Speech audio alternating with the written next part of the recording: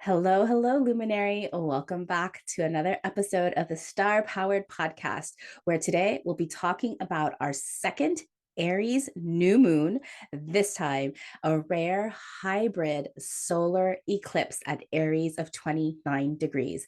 You're going to want to listen to this episode if you are ready to face your fears and take quantum leaps into the unknown in your life and your work.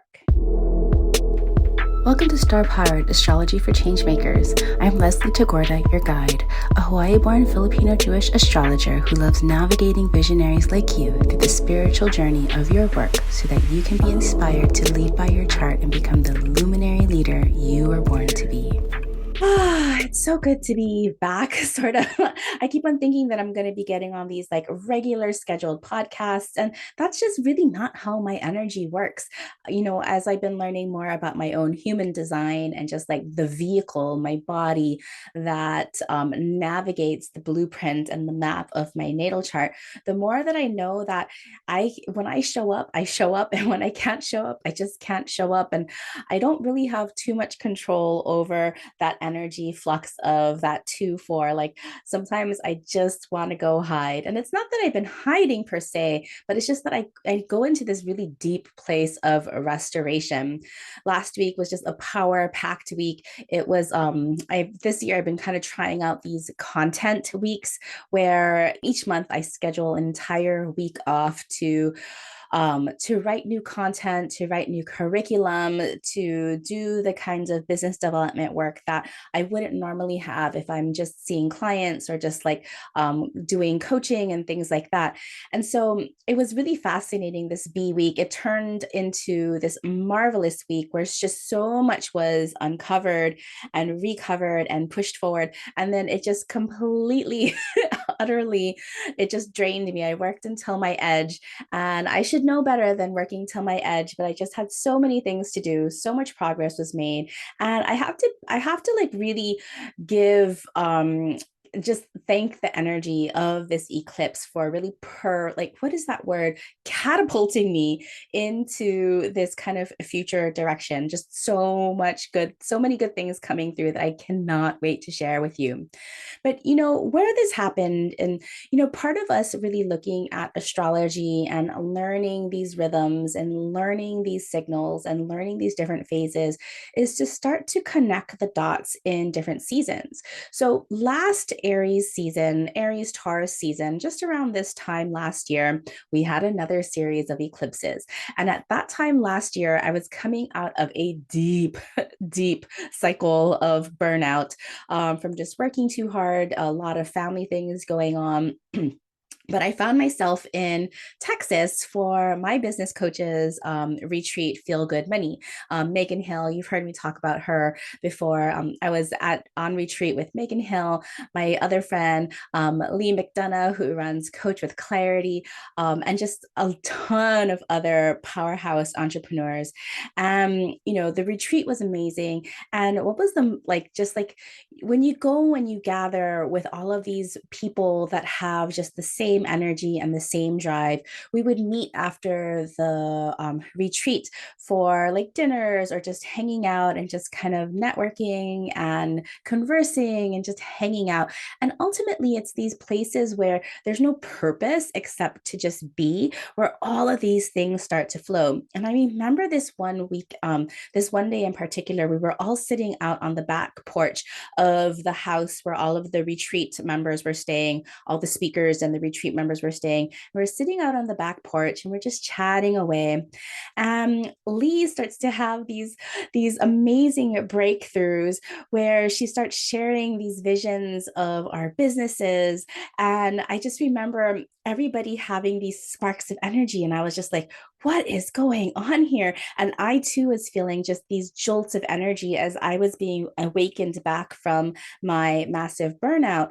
And I had to excuse myself from this like amazing group of women entrepreneurs to go journal because like there was just like all of these things just flooding through, flooding through, flooding through. You might have heard that before.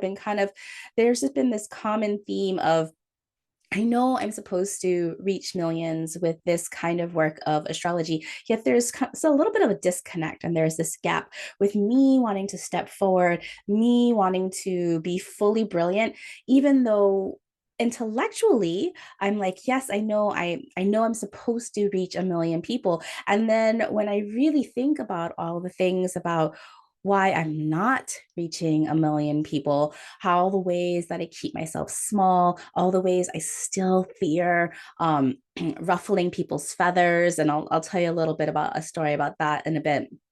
All the ways that I don't like to face conflict, all the ways that I don't want to necessarily, like, when I say like conflict and raise like ruffle feathers, is that if somebody doesn't believe in astrology, or somebody is going to say like, I don't believe in what you have to say, or your things are stupid, or your things are absolutely wrong, and the more that you share your own version of your work and your own beliefs, of course you're going to be prone to people not agreeing with you. And I'm such a like, the full moon showed me my people pleasing ability, where I don't want to ruffle feathers. Even when people have harmed me, I'm like, no, I don't want to ruffle feathers. I don't want that person to be mad at me. And my husband and my business coaches are like, wait, what? You don't want the person that harmed you to be mad at you? Why aren't you more mad at them? So I go off on this tangent just to say that this eclipse season, with this Libra full moon that we had a couple of weeks ago, and the Aries new moon that asked us to recognize all the ways we were giving away our power, right? There was a similarity in the themes between that Aries new moon and then the Libra full moon that leads us to this second Aries new moon, and then attaches us to last year's eclipse. And so you might have heard me talk about this kind of idea of this spiral journey. And if you can think of a spiral, not a flat spiral like a 2D spiral, but a 3D spiral, where there's kind of this vortex where you're making progress, you're going around and around and around in circles, but there's this incline, so that when you reach that same spot in the circle, this time you're a little bit higher. Well, hopefully you're a little bit higher because you've been doing the work, and you're a little bit bigger, and you're a little bit more expansive. And so I want you to think back to this time last year, where you were with this eclipse season, and what themes are coming back for you, asking you, have you done your work in really like facing your fears? If you have, wonderful. Let's open it up another layer. Let's peel back another layer. If you haven't, how does that feel in your body, feeling so stuck at being the same place? I'm sure it does not feel good. And so today, what I really want to uncover with going over this eclipse is I want us to connect the dots between last year's eclipse and then taking it to this past Aries new moon that happened a month ago at that 0 degrees of Aries mark. Then we had that full moon in Libra showing us all the ways that we gave our power away to others.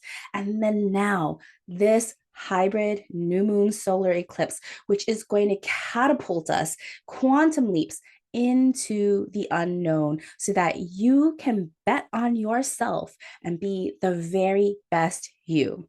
So today I want to talk about kind of the details of this hybrid solar eclipse and the astrology of it. And I want to answer some of the questions that people in my free Facebook group called the Star Powered Podcast. It's a community of all of us podcast listeners. Some amazing questions that came through that I want to answer. And then I'm going to give you some personalizations so that you can really go from stuck to unstoppable as you grow into your very best self. So let's dive in. I know I was all over the place, but I hope you stayed with me for a second. All right, so let's dive in. So this is a hybrid solar eclipse, and this is happening on April 19th for those of us in the Pacific time zone, Eastern time zone, and forward. So everybody in Europe and Africa and Asia, it's going to be for you on April 20th. And this happens exactly at 9:13 p.m. Pacific on that Wednesday, the 19th, and 12:13 a.m. on the 20th for us in the Eastern time zone on that Thursday. where I call this deepening your leadership. And so this hybrid solar eclipse is called an annular total ring of fire eclipse. So we always have a solar eclipse during the new moons where the sun is eclipsed by the moon. And it's called a hybrid because as it goes through its lunation where the moon is covering up the sun, parts of it will be a complete total where the moon is totally eclipsing the sun, and part of it's going to be annular where there's a ring of fire. And according to one of my favorite astrologers, she's an English astrologer, she has an amazing YouTube account, her name is Pam Gregory, check her out on YouTube. She says that a hybrid solar eclipse happens with only 3% of eclipses, so indeed very special. And then this eclipse happening at Aries of 29 degrees, the very final degrees of Aries, where we already had our first Aries new moon, and so many other things happening in the sky at the time of this eclipse. The sun will be entering Taurus the very next day. We'll also be having our Mercury retrograde that starts on the 21st. But at the time of this eclipse, Mercury will already be stationed, meaning already come to a complete stop. So there's a lot of things pushing and pulling that is sure to, how would you say, I don't want to say something like scary that might freak people out, but how would you say that kind of like tearing open even larger this possibility for us. So we all get a second chance, a new moon in Aries in 2023, and this time a solar eclipse, a second wild card chance where anything is possible to ask for what you want in your change-making leadership and identity. So welcome to the quantum of this eclipse season. Now, you've already been feeling it, like I was talking to you earlier about just my experiences of what's going on for me and coming into this bigger, expansive self and bigger, expansive leadership and bigger, expansive way of doing things in my work. I want to so tell you a hint already. If you follow me on Facebook on my personal page, I've already dropped a big hint there. But with March's new moon in Aries, that was a couple of last month, many of us were asked to first release what holds you back from being your best and showing up as a leader. And this second new moon gives you another chance to double down, decide on how you want to be seen as a change-making leader, and take that leap of faith to quantum with this eclipse energy. Now, solar eclipses, of course, happen when we have a meeting of the sun and the moon near one of the lunar nodes. The lunar nodes later this year will move into that Aries Libra axis. They are still in that Taurus Scorpio axis. So not only do we have the lunar nodes in different signs and the eclipses bringing to light all of the Taurian Scorpio worthiness and trust things as much as our relationships and leadership things of that Aries Libra axis. So making this eclipse even more rare because the nodes are not in the same zodiacal polarity as our sun and moon, bringing to light even more themes to integrate. This eclipse, again, brings in both the themes of Aries and Libra, the relationship principle of me and the we, and the Taurus Scorpio, the worthiness principle of mine and ours. To integrate these two principles of relationship and worthiness give you direct insight at how these ideals are intertwined. The only thing you can change in this is you, your identity, your role, your power, your feelings of worthiness, your feelings of value and self-trust. This solar eclipse, this new moon, is only 5 degrees away from that Taurus North node and is asking you to trust in taking quantum leaps of faith forward towards your highest potential. The eclipse applying to a square with Pluto of 0 degrees at Aquarius adds potency.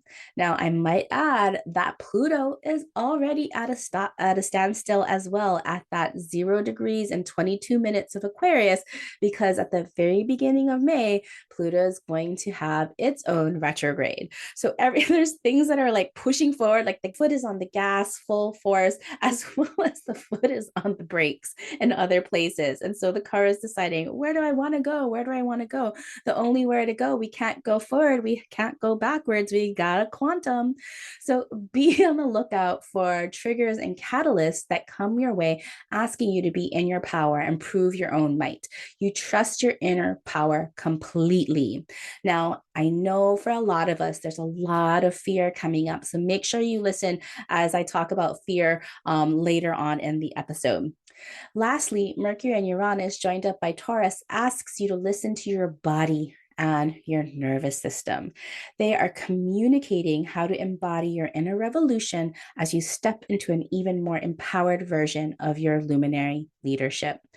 As I mentioned, Mercury, by the time you listen to this episode, Mercury is almost coming to a complete stop, stationing before it shifts gears and goes into retrograde for the next few weeks. And so I'll be dropping an episode shortly after this on the Mercury retrograde in Taurus and really looking at how this idea of scarcity and worthiness has everything to do with your leadership. I mean, you can't make this stuff up. Like the universe has divine timing for us. It's doing all of these things for us to really unravel the things we no longer need. So of course, nothing to be scared of. Okay. Now, to initiate is to lead, and to lead is to step forward with courage. It doesn't matter if you're leading a single person or a million, there are people looking to you to make the first move. This new moon eclipse is on your side to create a fresh intention around your leadership, identity, and initiative. You get to choose the very best version of your self identity, how you want people to see you, and the spark you want to ignite in the world. Ooh, so powerful.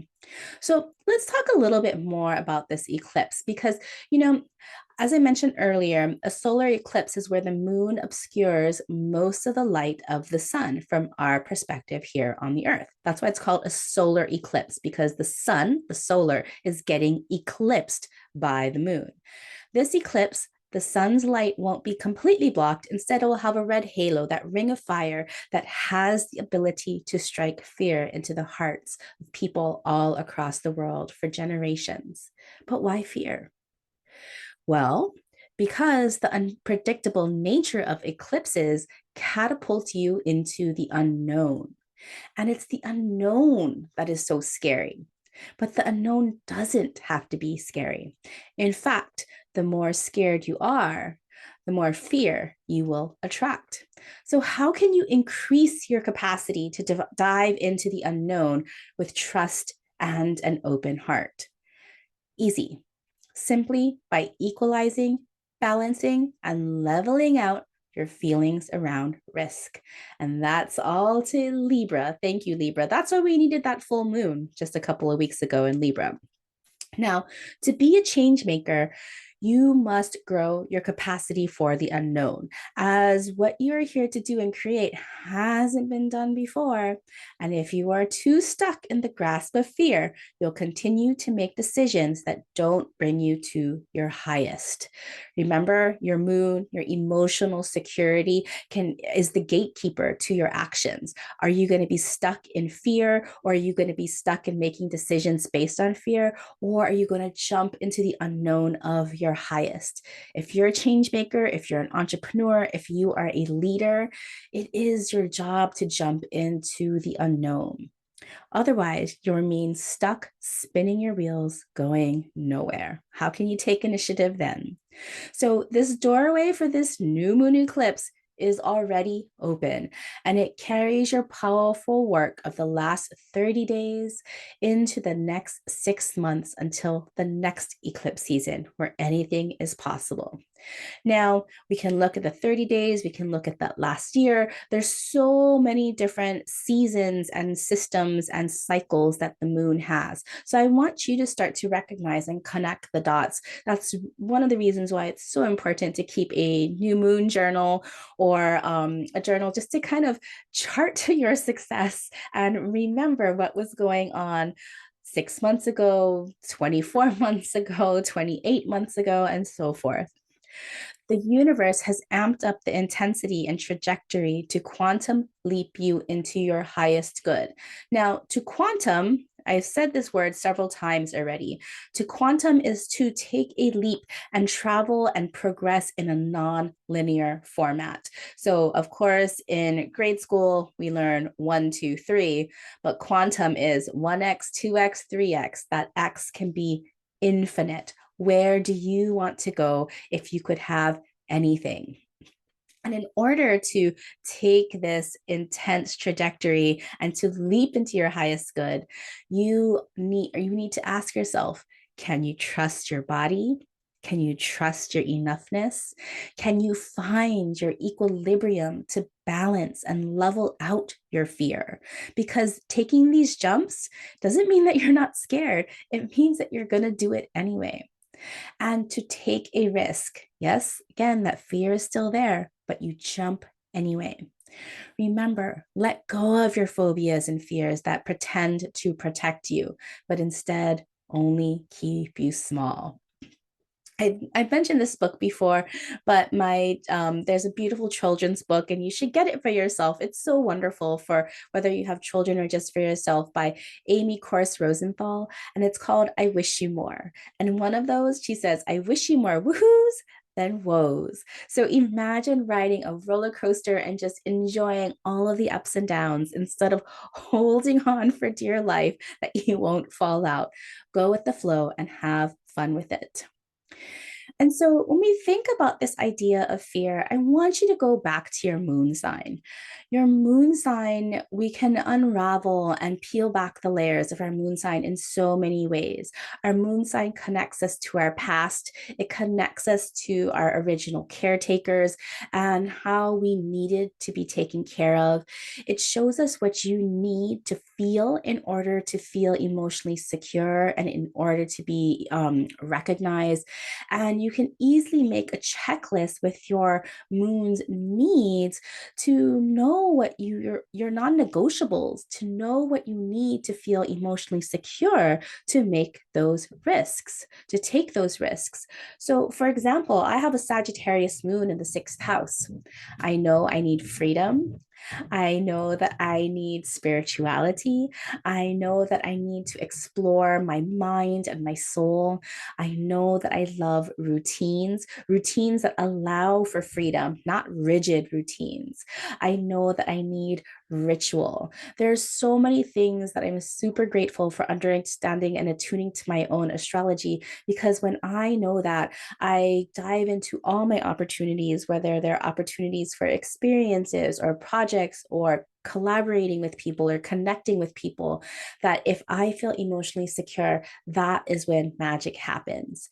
Now, your moon sign also brings awareness to those fears that can kind of hold you back.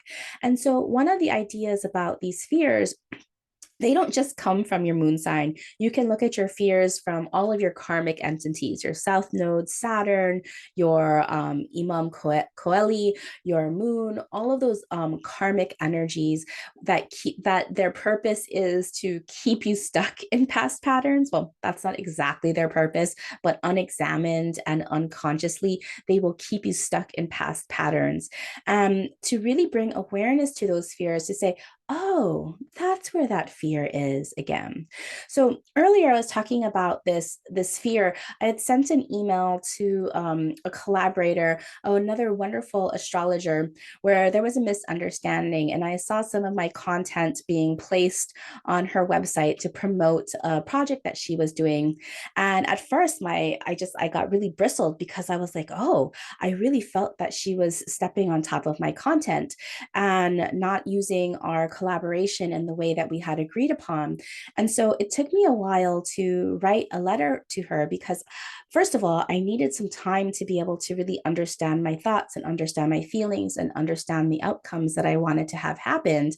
And I waited for an opportune time to send out this email so that there would be the least amount of conflict. Remember earlier in the beginning, I was telling you how much conflict I face. I fear ruffling feathers, even if I feel that people have harmed me. And so she emailed back, and sometimes when we have kind of conflicting emails, as there is, like every business has emails where, there's going to be some kind of like conflict or a little bit of things that need to be renegotiated.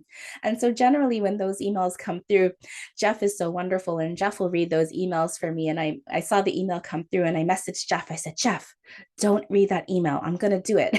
He's like, okay, Leslie, I got you.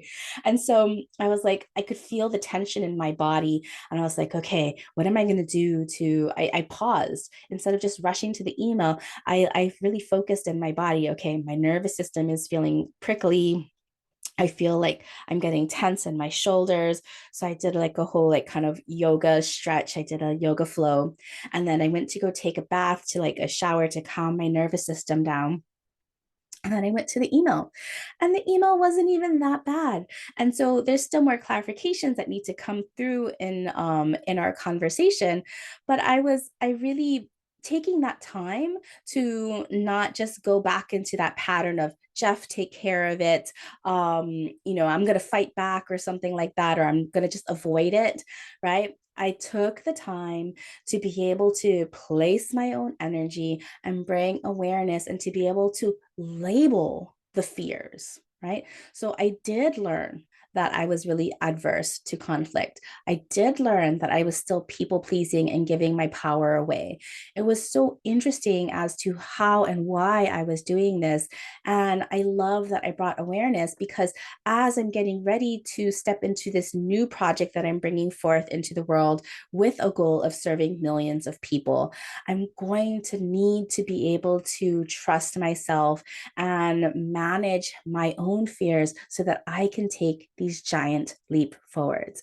And I know that you can do this too. I've been seeing it in my clients.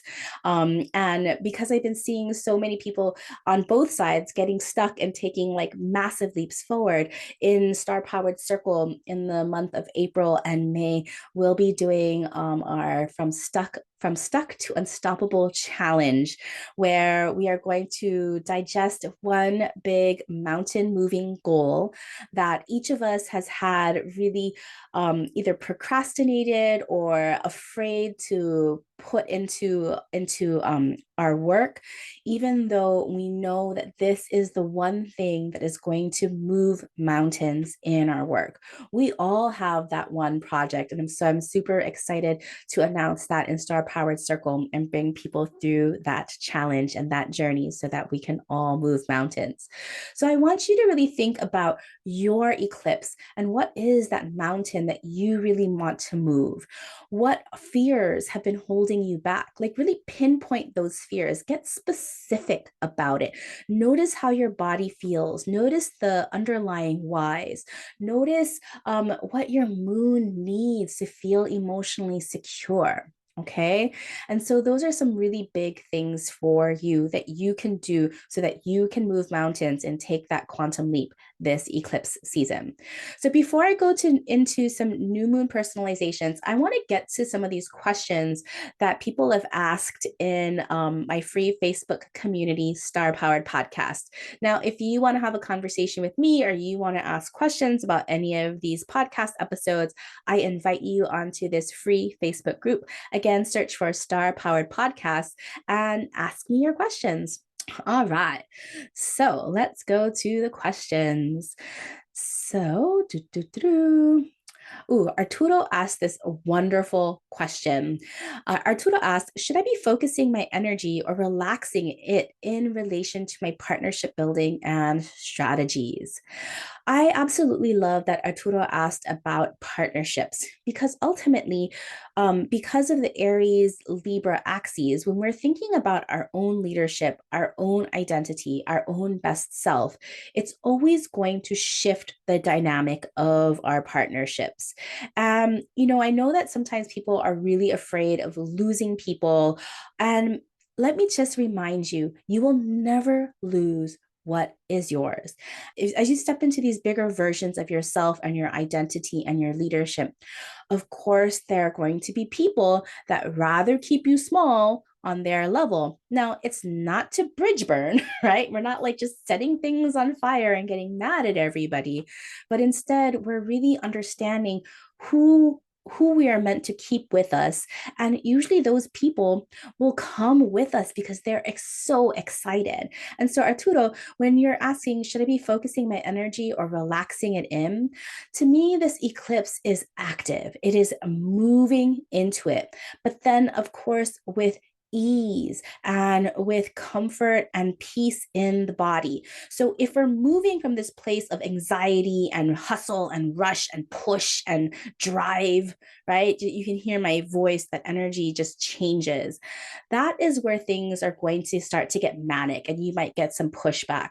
But when we're moving into things with easefulness and calmness in the mind, body, spirit, or lots of people have been doing nervous system work and getting really clear and intent and just taking very slow, mindful, energetic progress, you want to definitely increase that calm sense. So, active calmness in your partnership building.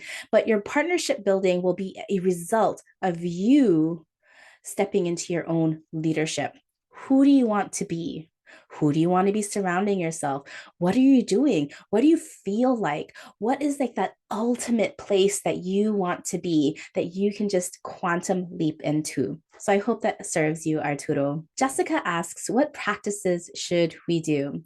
So, Jessica, earlier I was mentioning about the fear.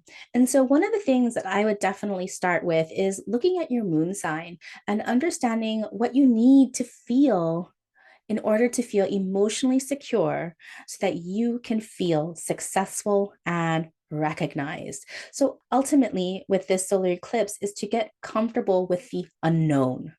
And so, one of the things that people are not uncomfortable with the unknown is because there's fear.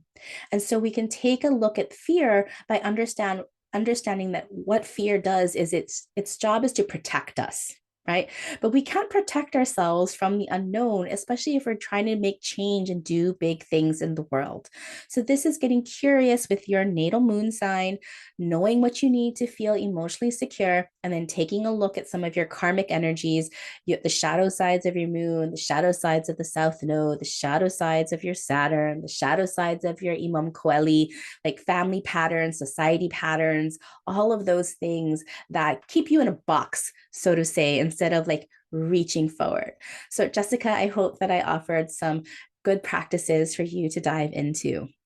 Laurie asks, how will this solar eclipse affect our energy and motivation to get things done? Yes. So because this eclipse again is just has a lot to do with fear. Fear is a great motivator. And as I've mentioned before, if we're always motivating from a place of fear, motivating from a place of scarcity, motivating from a place of anxiety, we are ultimately not making decisions on our highest good. So, really noticing what is driving you, faith or fear, is one of the things. So, fear again is part of life, and we get to unravel that. We get to sit with it. We get to be curious with it. Again, asking us what it is trying to protect us from. Is that true? And if it's not true, what if you overcame your fear? Would you want to achieve? So, Serena, another variation of the question, wants to know how to be with the energies to receive the most positive outcome. So, one of the things as we prepare for this eclipse, and again, this eclipse, even though it happens at a very specific time, we have the eclipse kind of energy, that gateway, that doorway is already open and will be a sensitive area for the next 6 months. And so, one of the biggest things is again to get to increase your capacity to feel into the unknown. What is your relationship with approaching the unknown?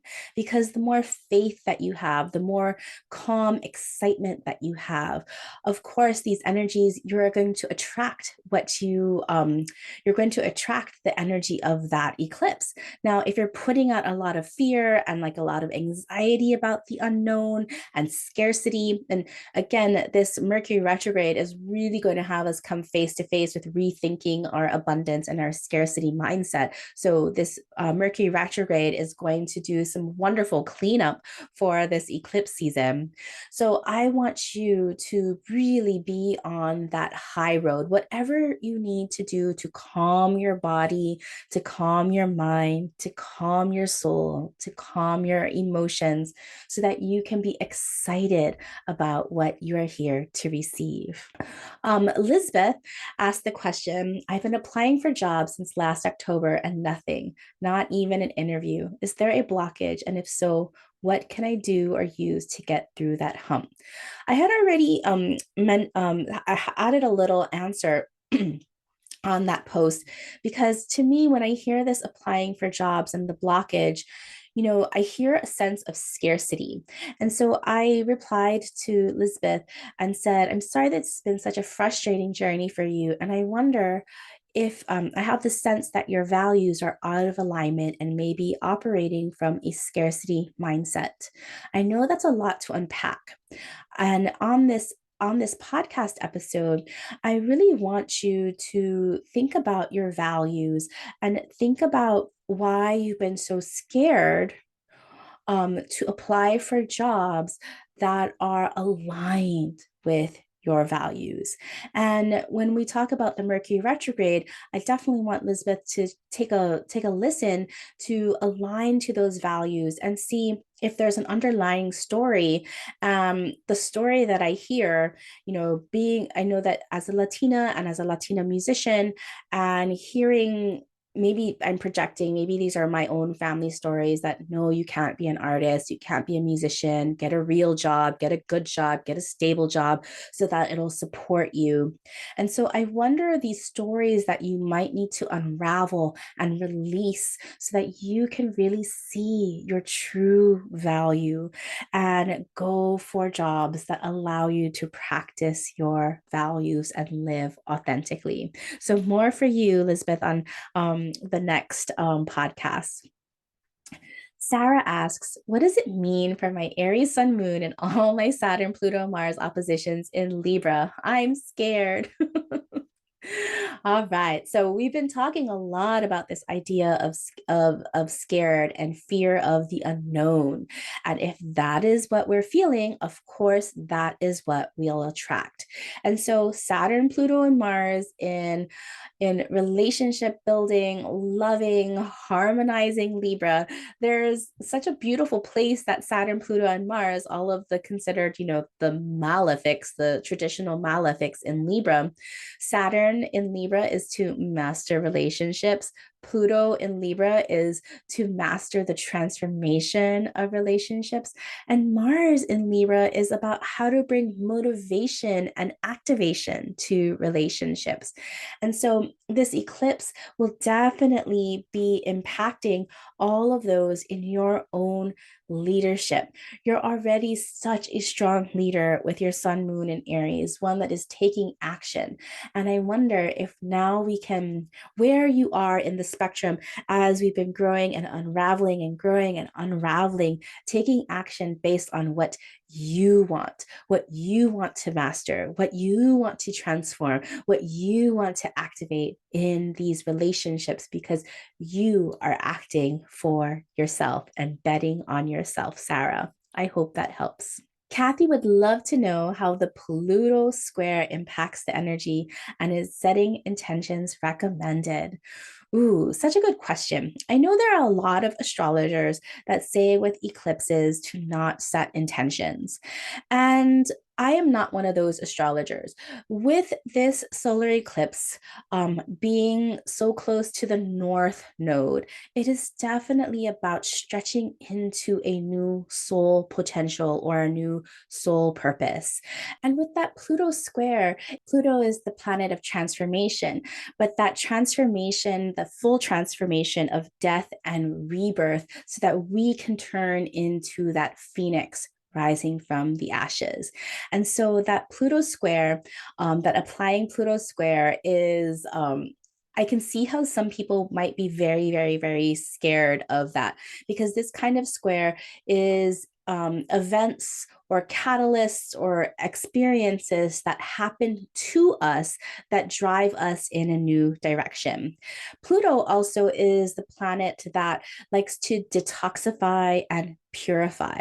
And so to me, this Pluto square is asking us to let go and to shed all of those things that we thought that we were scared of, like those OCD tendencies, or where we're giving our power away, or where we're stuck to do that deepest transformation that is ultimately going to allow us to be that phoenix. So to me, I'm seeing this as an opportunity. Right? A square is not necessarily an opportunity, but it's an opportunity to see events that are happening for us that is going to spark us to shed the things that we no longer need from us, that take away our power, that push us into this next phase.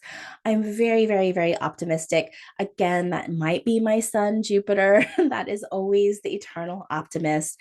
But I have to hold on to that faith because if we allow every challenging aspect to grip us in fear, again, we're only going to attract that fear. So, setting intentions, I'm all about setting intentions and placing a bet on yourself and your self identity and your own leadership, as well as letting go that Pluto of the things that hold you back from true transformation, noticing the events that sometimes have to spark you. Now, I know again, people really have a hard time with these squares, but when natal charts, when I'm looking at people that have a lot of squares in their natal charts, whew, they get a lot of things done. There's so much energy and action that happens in these squares. So, squares are something to look forward to. Now, of course, protect yourself, do any kind of protection, and like if you still have this idea of there's a little bit of fear, make sure you do protection, whatever like rituals or spells that you do for protection. Keep your eyes and ears open, don't be wandering the streets and doing dumb things. Right, what dumb things, like walking totally unaware of your surroundings and things like that. But just be on the lookout for things that can catalyze you into this next new level. And then Katie asks, what's the best way to utilize the energy to take steps forward in our soul purpose and business? More practical ways to apply it in business mode when we are creatives and entrepreneurs. My goodness, Katie, I hope that this whole episode has so far shown you the way to take the best steps forward. Now, you may be thinking, well, practical things, I want priorities, step one, step two, step three. Well, number one, figure out what is that leadership style that you want to have. What is this next level leadership initiation and identity? What will you be doing? Who will you be serving? Who are you surrounded yourself with? Really, really, really big things. And then number two, really increase your capacity for the unknown. Unravel the little ways that you've been holding yourself back, even if you think that it's been insignificant. For example, when I was sharing that story earlier about my reluctance to send an email and my reluctance to open an email, those little things really hold me back. And I've seen how it's holded me back. And I realize that if I want to take this next step forward in my own leadership, how I'm going to have to get much more comfortable with those unknowns. So, what is that for you, Katie, in your business? All right. So, I hope that serves. Thank you so much, everyone who asked a question in the free Facebook group of Star Powered Podcast. That was super fun to answer. So, the last thing I want to leave you with is an activation for your business and your leadership for this solar eclipse. So I want you to fill in the blanks.